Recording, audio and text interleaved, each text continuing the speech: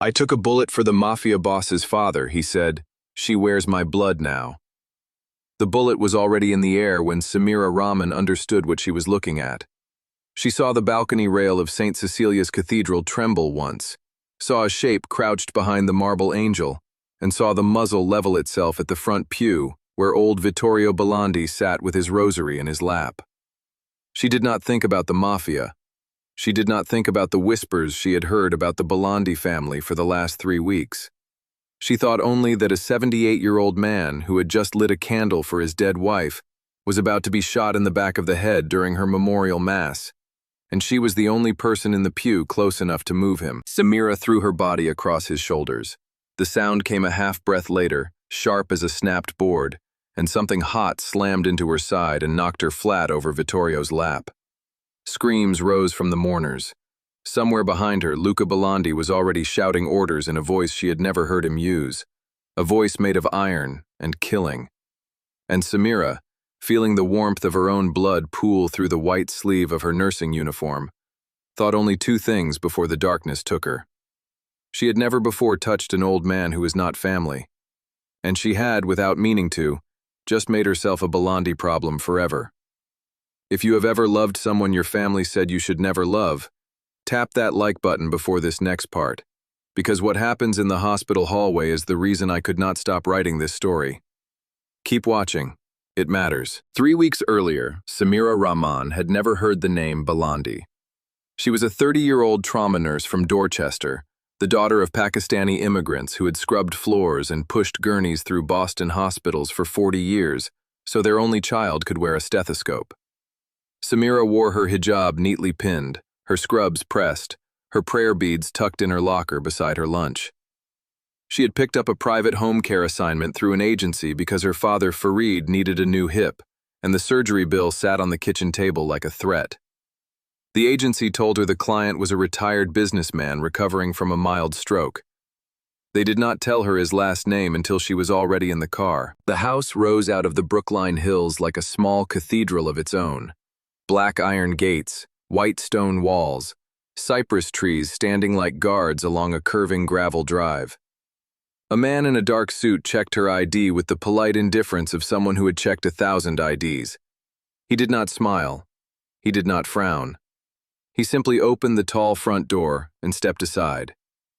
Inside, the hallways smelled of lemon oil and old incense, and somewhere, a woman was humming an old Italian lullaby in a low voice that stopped the moment Samira's shoes touched the marble. 2 housekeepers in gray dresses lowered their eyes as she passed. A grandfather clock the size of a coffin ticked steadily near the base of a curving staircase. And in the second-floor sitting room, framed by a tall window overlooking a walled rose garden, Luca Bandi was waiting for her. He was 52 and looked younger except around the eyes. Tall, steel-colored hair cut short, a suit the color of storm clouds. He did not stand when she entered. He simply looked at her the way a man looks at a locked door he does not have the key to. You are the nurse. I am Samira Rahman. You will not be alone with my father unsupervised for the first week. You will not carry a phone into his room. You will not speak to anyone outside this house about anything you see in this house. Is that clear? Samira set her nursing bag down slowly. Mr. Bandi, your father had a stroke. His blood pressure is currently 170/110. If you interfere with my clinical care in his room, he will have another one, and it will not be mild. That is also clear. For a full second, nothing in his face moved. Then the corner of his mouth twitched, once, as if she had accidentally solved a puzzle for him. He gestured toward the inner door without another word, and that was how Samira Rahman met the man who would ruin the shape of her life. Vittorio Bandi was small under the covers, a man made of paper and iron. His eyes tracked her the moment she entered. He asked her name. He asked where her people came from. He asked which hospital her father had worked in for so many years, and when she told him Boston Mercy, something moved behind his eyes that she did not understand until much later. He simply nodded and asked her to raise the head of his bed. Her first day inside the Bandi house taught her 3 things. The men who guarded the doors did not smile. The women who cooked the food did not sing. And whenever Luca Bandi walked into a room, the temperature of it dropped by 5 degrees, and every person already inside stood a little straighter without seeming to know they were doing it. Her second day taught her something else. She was passing the back hallway near sunset, prayer mat rolled under her arm, looking for a quiet corner, when she heard voices from the library. 6 men, all in suits, all leaning forward around a long table. Luca at the head, papers between them, a phone on speaker. Samira stopped, embarrassed, and began to back away. Luca looked up and saw her. He saw the mat. He saw the direction of the fading sun through the west window. He stood up in the middle of his own meeting. "Gentlemen, 15 minutes." The men blinked. One of them opened his mouth to protest. Luca did not look at him. He walked past Samira, opened the door of a small, unused study on the east side of the hall, checked that the window faced the correct direction, and stepped aside. "This room is empty. It is quiet. The door has a lock on the inside. You will not be disturbed." Samira stared at him. "Mr. Bandi, you do not have to." "I know I do not have to. 15 minutes, Miss Rahman." He shut the door behind her. And Samira Rahman, standing on a cold marble floor in a Mafia boss's house, unrolled her mat with trembling hands and understood that the man she had been told to fear had just protected her prayer more carefully than some of the imams she had known as a girl. She began, after that, to watch him differently. She watched him from the corner of every room she entered, the way a nurse watches a patient whose diagnosis has not yet been written. She watched him the following morning when a courier arrived with a package for Vittorio, and Luca stopped the man at the door, opened it himself, checked the contents, thanked the courier by name, and slipped a folded bill into his coat pocket because the courier's wife had just had a baby. She watched him at lunch, when a young cousin from Providence tried to raise his voice at one of the kitchen women, and Luca said only 2 words in Italian, so soft she almost missed them, and the young cousin apologized to the woman on the spot and left the room red-faced. She watched him one dawn from the upstairs window as he crossed the wet lawn in his overcoat to speak with an old gardener who had been weeping over a dead rose bush his late wife had planted in 1970. Luca stood in the rain for 20 minutes listening. He did not check his watch once. She watched him sit for 40 minutes on a garden bench with a shivering brown mutt he had personally lifted out of a ditch on the drive home. She watched him write personal checks for the pensions of Bandi drivers and cooks who had retired 20 years earlier and were now dying quietly in small apartments across the North End. She watched him one Tuesday morning walk out to her car, ask about her father's hip, and the following Friday a specialist orthopedic surgeon from Massachusetts General called her mother directly and said the consultation and the surgery would be handled at no cost, professional courtesy, no strings, no explanation. When Samira tried to refuse, Luca simply said, "You already refused something bigger last week and I did not argue with you. Do me the same courtesy." Her mother cried on the phone that night. Her father, quieter, said only, "Daughter, be careful. A rich man who gives without asking is a man who is already asking for something you have not named yet." Samira wanted to defend Luca. She could not, because her father had raised her too well to argue against a lifetime of watching men in fine coats. So she only said, "Papa, I know. I am still your daughter. I still pray. I will not forget who I am." Farid was silent a long moment on the line. Then he said, "Then I am not afraid. Only careful. Come home for Friday dinner. Your mother is making the good rice." And Samira, standing barefoot on the cold marble of a Mafia estate hallway with tears in her eyes, promised him she would. He never asked her to lower her eyes. He never touched her hand. He never once, in all the hours she spent under his roof, spoke to her the way she had been warned rich men speak to hijabi girls. He remembered that she did not eat pork. He remembered that she preferred her tea without sugar. He remembered, once, that her mother had mentioned in passing on the phone that she loved white jasmine, and a potted jasmine appeared on the Rahman's front step the next morning with no card. And still Samira told herself over and over that admiring a man was not loving him, and that a good deed did not wash a bloodied hand. She told herself that the men who guarded the doors carried weapons under their jackets for a reason. She told herself that the phone calls Luca took in the far corner of the library, in low Italian, were not the calls of a philanthropist. She told herself that the black car that had followed her from Dorchester on her second morning had not been imaginary. She told herself these things every night when she pulled her prayer mat from beneath her nursing bag, and she made her forehead touch the ground, and she asked God for the discipline to see clearly, because a woman who could not see clearly could not save anyone, not even herself. And yet when she opened her eyes after each prayer, she noticed that the small brass bowl of dates a housekeeper had begun leaving beside her mat was fresh every time, and she had never asked for it, and no one ever admitted to placing it there. The person who helped her breathe inside that house was not Luca. It was his aunt. Beatrice Bandi was 72, widowed, softly rounded, always in dove gray, always smelling faintly of rosewater and communion wafers. She had raised Luca after his mother Teresa died. She embroidered altar cloths for 3 parishes. She kissed Samira on the forehead the first time they met and said, "My darling, in this house you will pray when you need to pray. You will eat what you need to eat. And if anyone gives you trouble about your scarf, you will send them to me, and I will make them cry." She laughed when she said it. Samira laughed too. It was the first time she had laughed inside those walls. Beatrice began to take Samira's mother to Wednesday market. Beatrice remembered Farid's diabetes. Beatrice sat by Vittorio's bed some afternoons and read aloud from a Bible in Italian, her voice low and steady, and Vittorio would close his eyes as if he were listening. But Samira noticed, one afternoon, that when Beatrice offered him a glass of water she had poured herself, Vittorio smiled kindly, thanked her, set the glass on the side table, and never touched it. When Samira poured a fresh glass 10 minutes later from the same pitcher, he drank without hesitation. She told herself she had imagined it. She was a trauma nurse. She was trained to see patterns. She was also trained to know how many patterns turn out to be nothing at all, coincidence dressed up as meaning by a tired mind at the end of a long shift.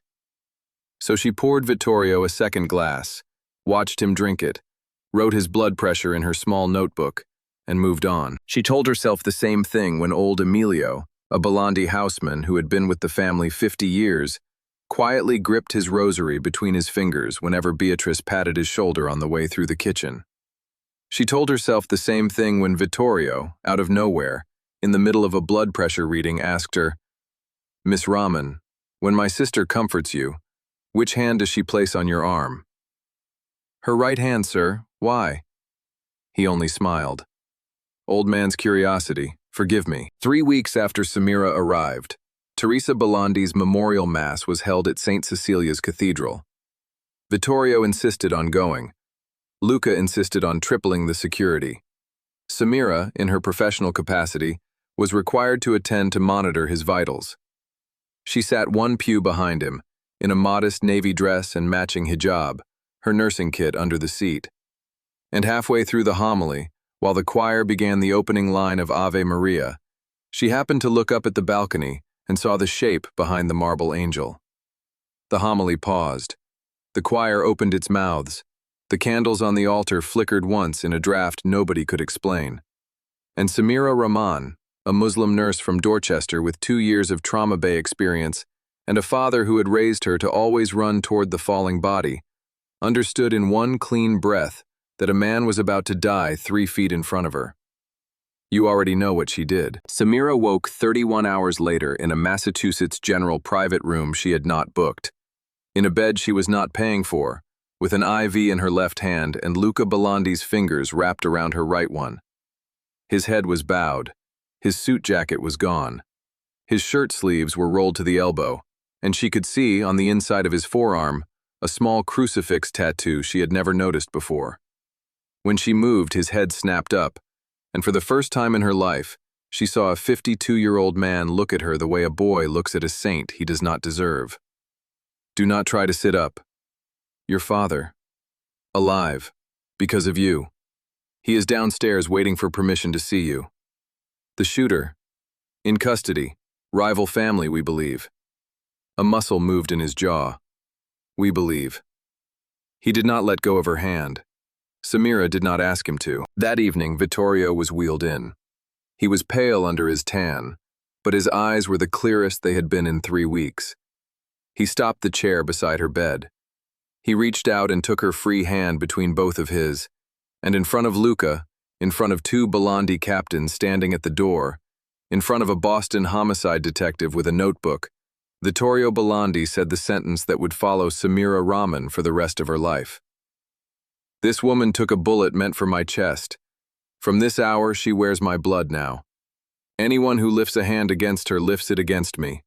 Anyone who speaks against her speaks against the Bandi name. She is not a servant of this house. She is a debt of it. See to it that every captain in this city hears me by morning." Samira could not speak. She only pressed her fingertips into the old man's palm, and Vittorio, understanding, closed her hand gently in both of his and did not let go for a long time. Recovery was slow. The bullet had passed through the soft tissue of her side and out the back, missing the kidney by less than an inch. Luca came every evening. He did not bring flowers. He brought her father, whom he drove personally from Dorchester. He brought her mother's homemade doll in a covered dish, because he had asked her mother what Samira ate when she was sad. He sat in the chair by the window and read the newspaper aloud in his low, even voice, while Samira slept. And when she woke, he pretended he had only just arrived.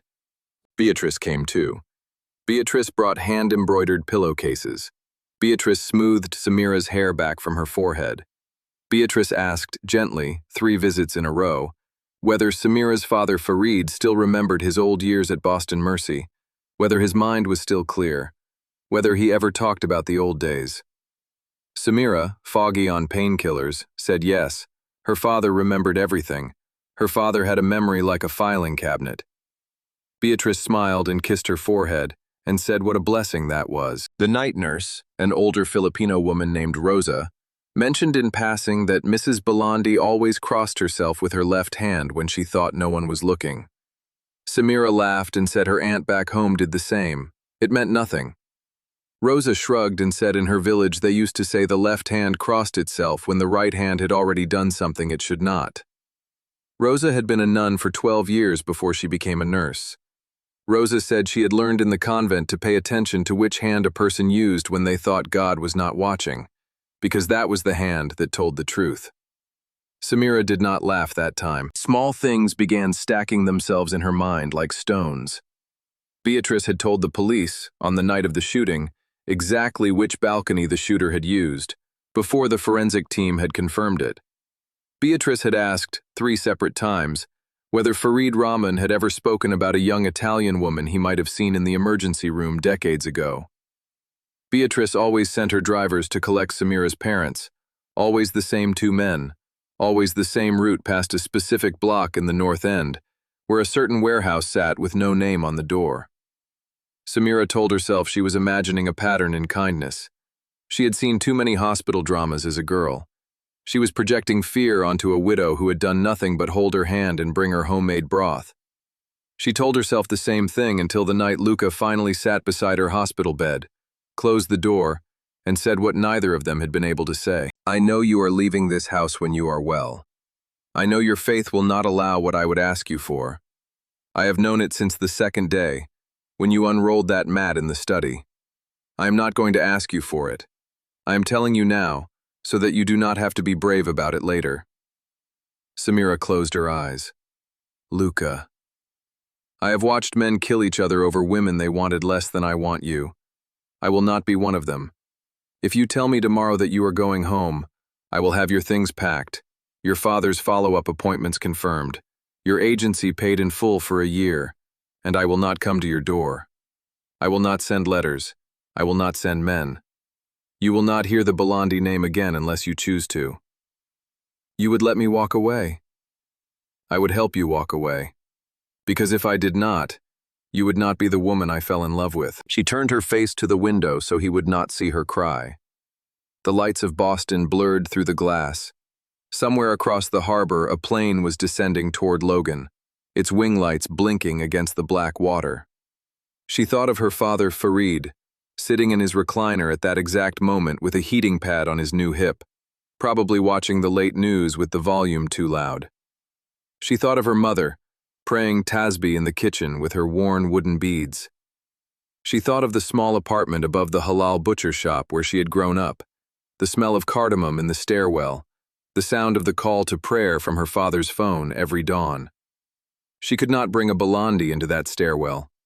She could not bring that stairwell into a Bandi house.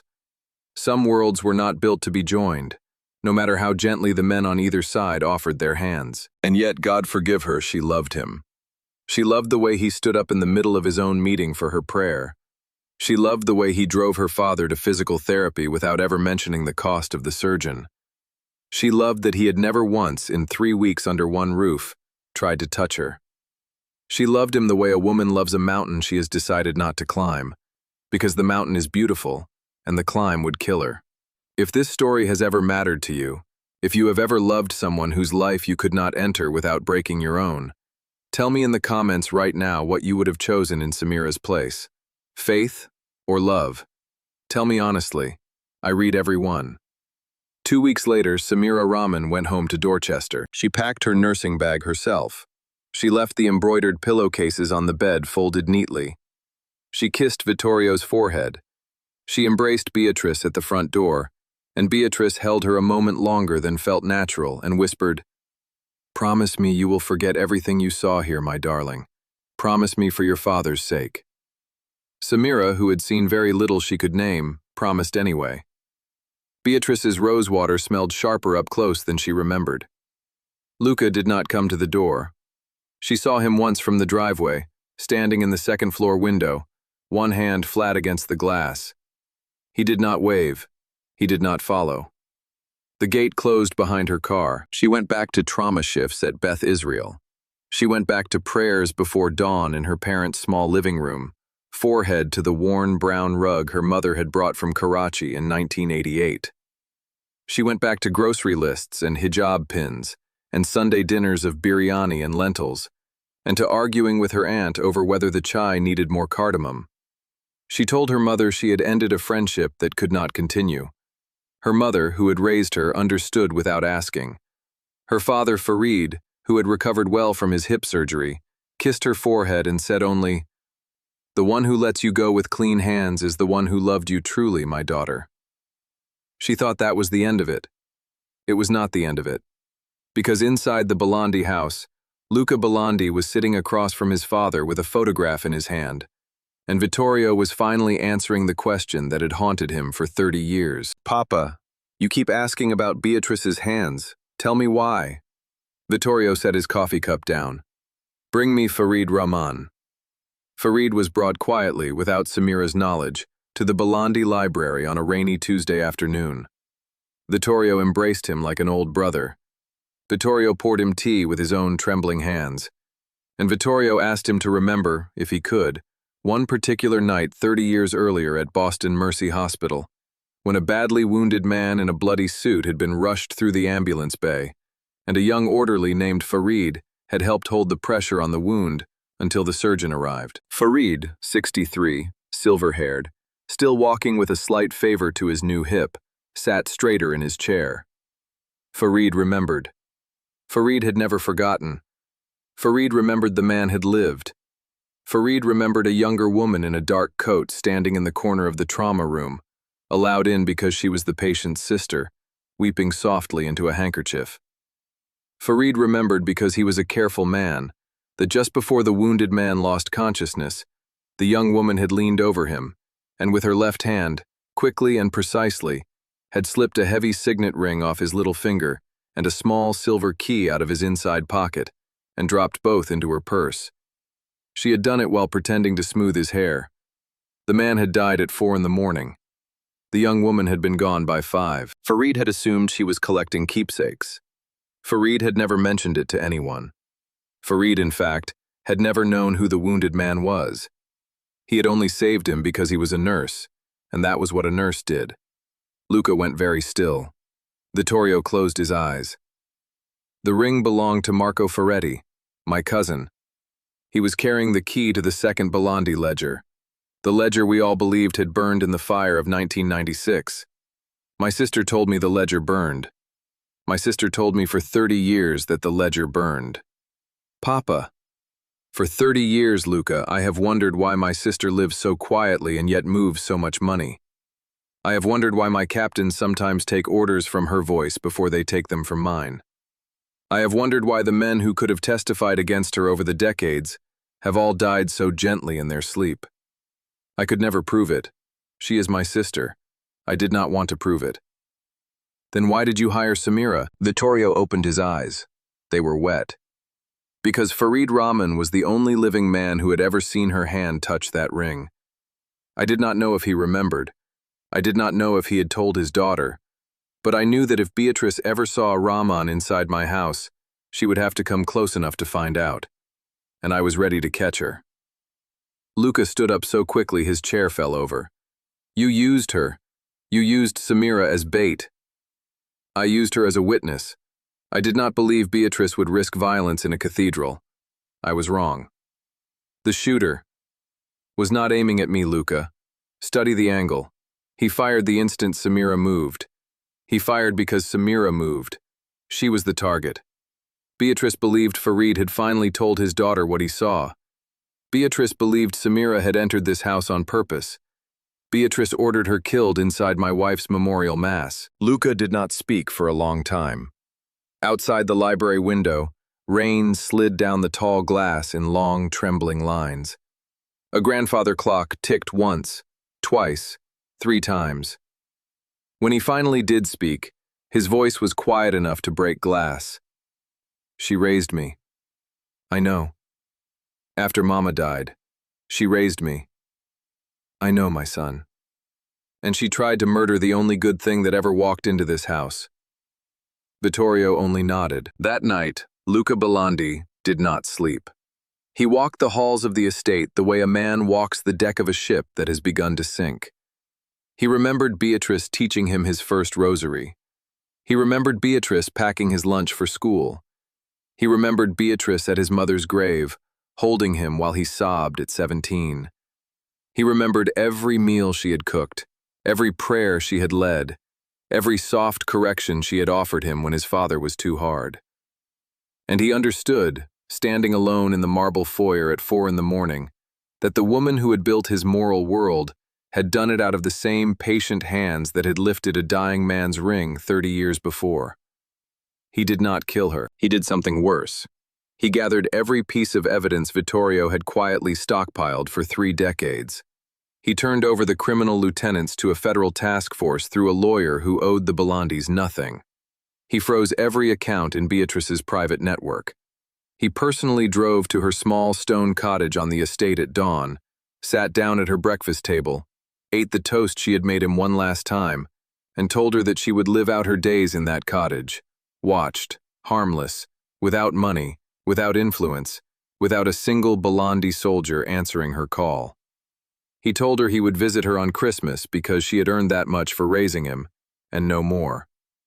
Beatrice did not cry. Beatrice only folded her napkin and said, "You were always your father's boy in the end." "No," Luca said. "I was always Mama's. You just wore her face for a while." He walked out of the cottage and did not look back. The rest happened slowly, over months, and Samira Rahman only learned of it in pieces, from newspaper headlines and hospital gossip. The Bandi trucking company was sold.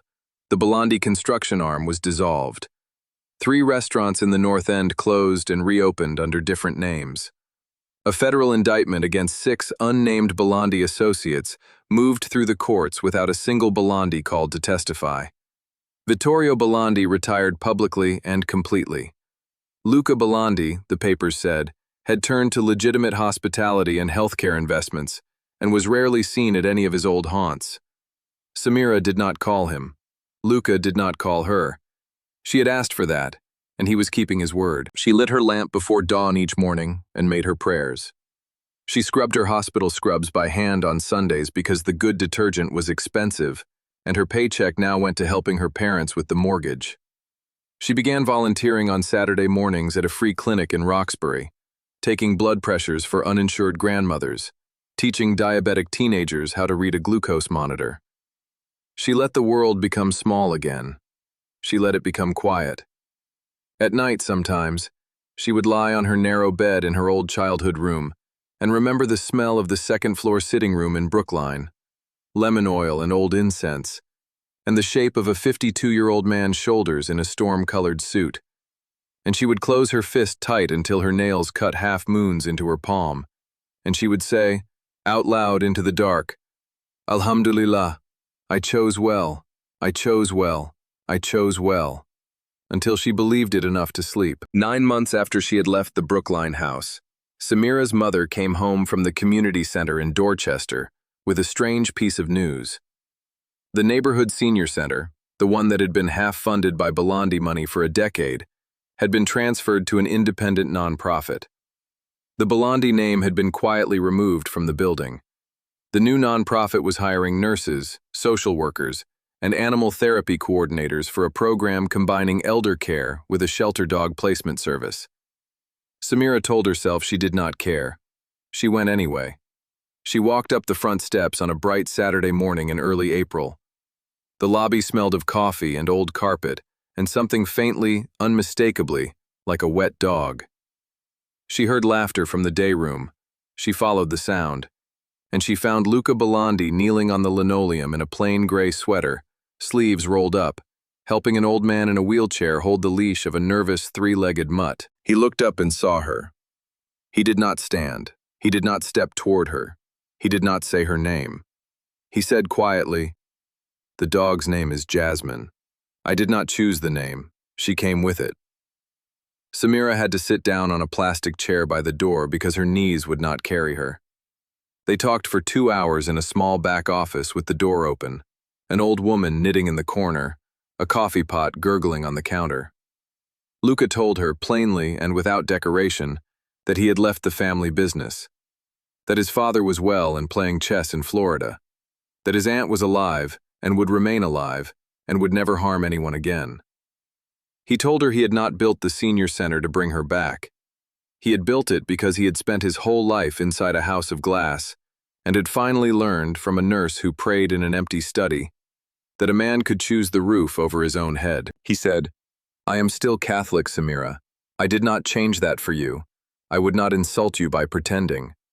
She said, "I am still Muslim, Luca. I did not come here to change that. I did not come here for you. I came because my mother told me a strange thing at breakfast, and I wanted to see the strange thing with my own eyes." He said, "Then perhaps we can work." She said, "Perhaps we can." They did not kiss. They did not embrace.